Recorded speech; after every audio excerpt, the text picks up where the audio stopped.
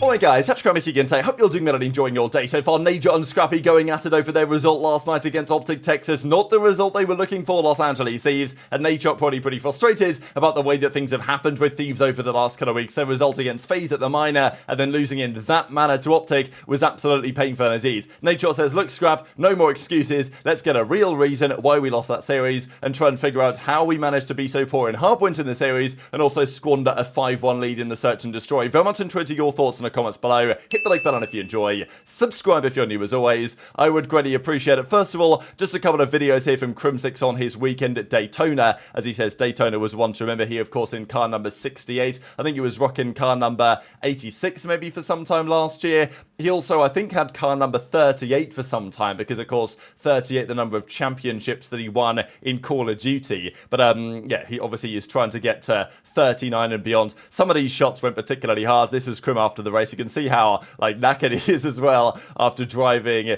pretty hard in very tricky conditions, as I mentioned yesterday. So, yeah, here's his car. He ends up P3 in his, overall category. Here he is on the podium, P1 in bronze. This actually was the podium result in the ends, and it was actually a great day for his team as well, because Rafa Racing basically just smoked everyone. This was the guy that won, this guy called Porto. Second place, Kremp was catching pretty fast at the end, and here he was on the podium as well. So, yeah, I thought these shots went particularly hard, and the next round, I think, is at the Circuit of the Americas in Austin, Texas. That is also the track that they hold the Formula 1 Grand Prix at in, what they call the US Grand Prix every year in late summer. I think that's where Kremp's racing next. So there's 6 events in the series, I believe. He's, done the first weekend, so he's had 2 races, and then there's 5 more weekends where he will race 2 more times each in the series. Of course, there's also going to be a couple of months until the next round, so maybe Kremp's going to race in some other series as well. But thought it was a great weekend for Kremp, as we said yesterday. Let's look at some numbers. These numbers will change in due course, obviously, because teams play more series, but also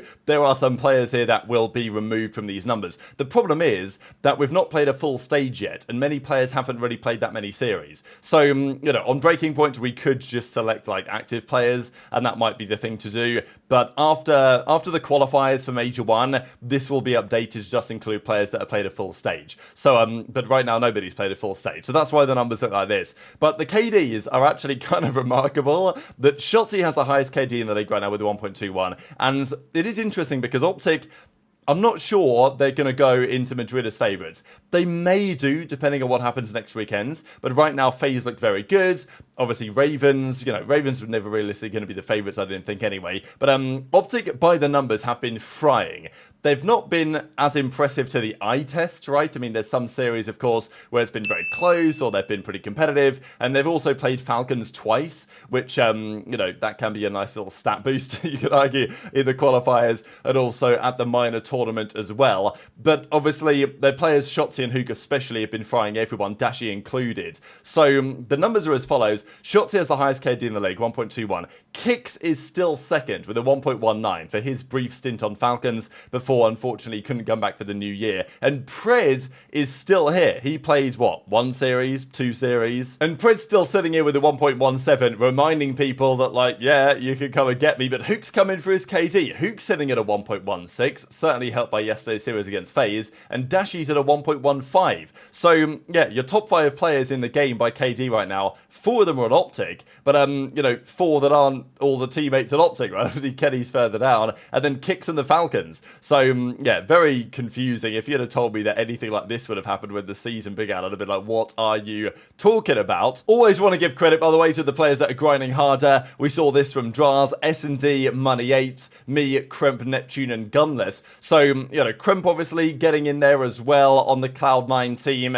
His spot, I think, is somewhat at risk on Cloud9. I don't think it should be, probably, but it may well be. Obviously, I wouldn't be surprised if they're talking to Pred. Now, if Pred was to come into Cloud9 alongside Mack again, alongside Sib again, alongside Accuracy again, this time as the coach from what we saw on Seattle Surge a couple of years ago, would they just drop Kremp for Pred? I mean, is it an on-paper upgrade? Sure, but Kremp's also been playing pretty well, and he's not been their weakest link at all, so maybe you want to think about another role change, but, it is Friendship League at the end of the day.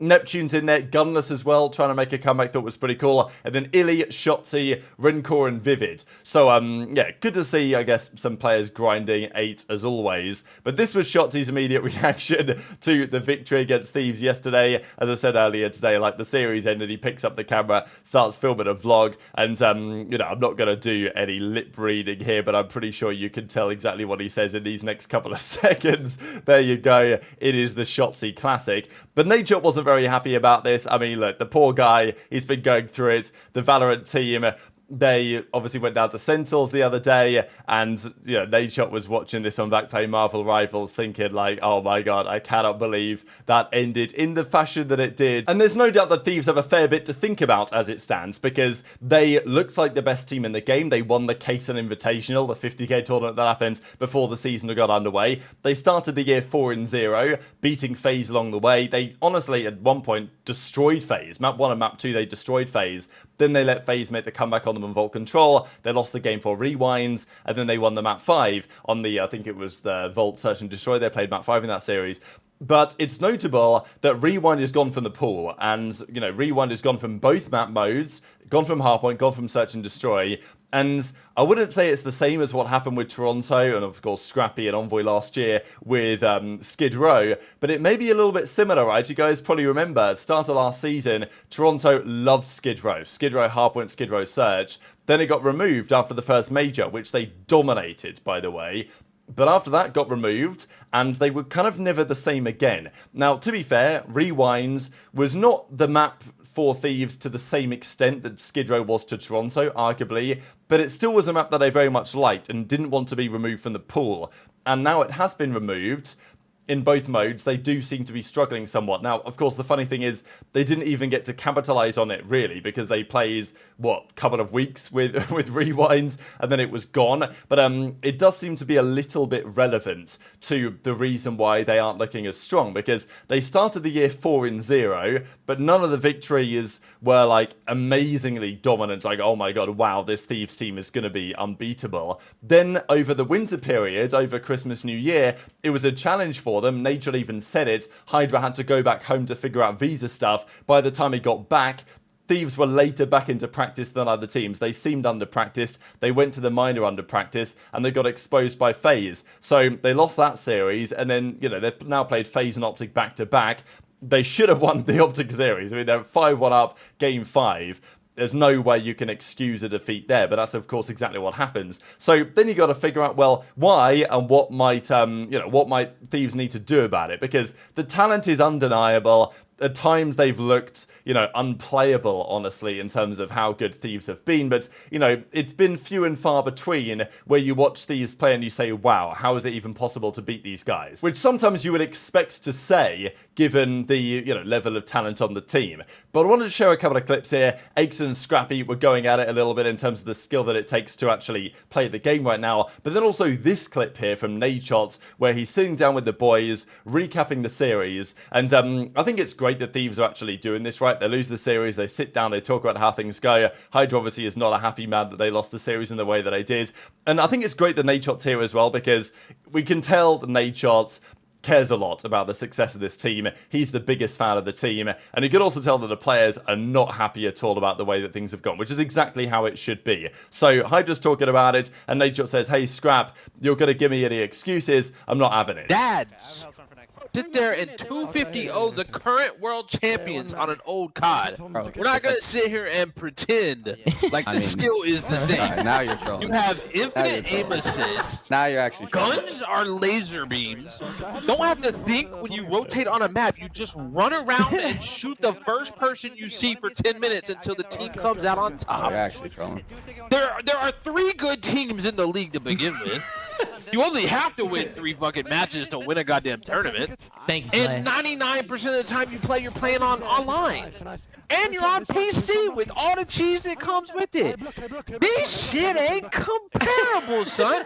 And my last point, Scrap, you always say, oh, I played against all those legends. Yeah, you played it when we were begging to be done with it, collecting our check when we were over with this shit. I never played you didn't play anybody in their prime, because if if you did, you would have got absolutely world starred. But listen, I'm out of here. I'm hungry. I'm gonna get some food. Enjoy your night. Slay, what a pleasure. Pleasure. What a pleasure. This guy just brought up an OpTic land where the guy. Oh, you didn't say that? No. Someone said that. What are you looking close for? You could be anywhere. It's not gonna be close enough. Hey, Paco, what happened today? No. Hold on. No, you could have been close. What happened today? What happened today? I mean, bro, I can't buy one. I What? can't buy a single kill. You can't get a kill? I can't get a kill. What happened? Do you have single tap on? Who is that? Hey, how come Paco can't get a kill? Because this game takes no fucking skill anymore. Well, no, Ern, we can't say that because that means it's an excuse. Give me a good one. Because, bro, we're just playing cardio. We're on a treadmill all game. We're just rotating, running across the map. Not making the hill. Someone hit the fucking hill. Someone's got to hit the fucking hill. Hey, I'll go in there. I'll go hit the fucking hill. All right, you guys heard it here first. LA Thieves, we're hitting the hill. Nah, bro. Nah, that's insane, bro. That's fucking insane. No, actually, I should probably call Ernie. I haven't talked to him. Should probably call him and see what's going on. You know, I should be a good friend and like call him and tell him not to worry about it. You know, tell him not to worry about the 6 kills. You know, it happens. You know what I mean? It happens. 6! Yeah. 6! Yeah, 6, bro. You got 4. How is that possible? I couldn't see my screen, brother. You got 4. I couldn't. And I won the next 3 maps. Yeah, no, we should have too. No, I'm just busting your ball. It happens, bro. It happens. You were just getting put in a low-key cardio simulator. Brother, you got shot in the side and shot in the back like 20 times. Like I know. What's going? 700 damage. No one's one shot. Brother, you need to start challenging more, bro. That's what I think it is. Can't find them. They be like that. What's going on? Rocket League or what? What's going on? What do you mean? What's up, Nadeshot? Hey, why you doing? Hey, Dad. Look at you guys, man. Absolutely. What's going on? Oh, you guys are vibing? I might be keen later. All right, bet. Yeah, let me know if you're down. Yeah, let me know if you're down, bro. You know what I mean? Matt said I can't play no more. You can't. Why not? He said I'm gonna have more goals than kills. Hey, bro. All right, man. I'll let you guys do it, man. I didn't know you guys were all still together. I'll be on later. So it's going to be a big couple of weeks for the Los Angeles Thieves because this team, of course, built to take down the best teams in the game. And there are still questions. There have always been questions on how these guys would work together. FaZe and OpTic have also not looked great all the time. FaZe are now finding their rhythm. OpTic have been kind of up and down, but also those two teams are very proven. We know that those two teams are event-winning teams. We saw them capable of it last year. Thieves on paper, mesmerizingly strong, but how does it work in reality? You never really know. I still think they're excellent. I still think they've got an incredibly high ceiling. I think they'll be winning events this season. But look, they should be winning the World Championship. That's what this team has been put together to do. And on this evidence right now, in terms of ice and other things, wasn't quite there. Envoy, of course, you know, making the play to lose them in the series, but it shouldn't have even got to round 11. One could well argue. So they've played 5 games. They've won 4 of them. They beat Cloud9, FaZe, Gorillas, and Rocker. None of these have been 3-0s though, so it's not like they destroyed anyone. Then they lost to OpTic, of course, and at the minor they lost to FaZe.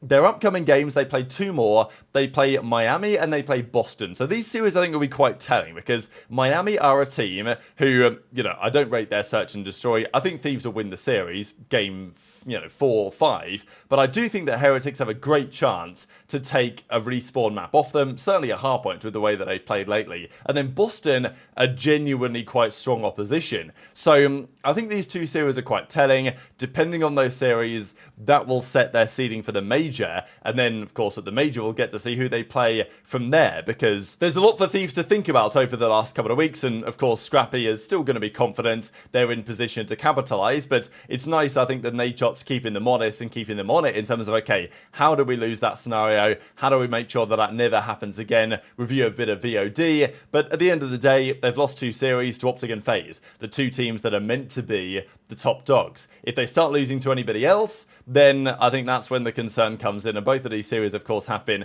particularly competitive. But very much interested in your thoughts on all of this stuff in the comment section below. Hit the like button if you enjoyed, subscribe if you're new, take care, and I'll see you next time.